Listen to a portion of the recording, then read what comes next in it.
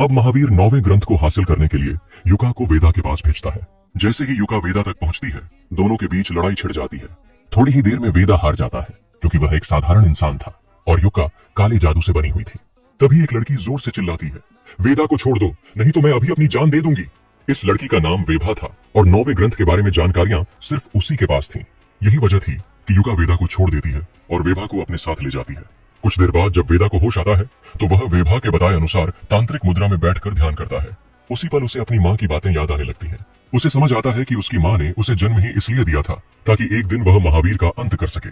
यह जानकर वेदा घबरा जाता है, लेकिन अगले ही क्षण उसके शरीर पर एक अजीब सा निशान उभरने लगता है। जांच करने पर उसे पता चलता है कि वह कोई साधारण टैटू नहीं, बल्कि एक नक्शा था जो उसे एक खास जगह तक ले जाने के लिए बना था। अब सब कुछ समझने के बाद वेदा अपने दोस्त के साथ हिमालय की ओर निकल पड़ता है। हिमालय पहुंचते ही एक आदमी उसे रोकते हुए कहता है, 24 साल से जो भी यहाँ से आगे गया है वह कभी लौट कर नहीं आया, लेकिन वेदा को अपनी माँ से किया वादा निभाना था। वह बिना झिझके आगे बढ़ जाता है। कुछ दूर जाने के बाद अचानक वह एक गुफा में गिर पड़ता है।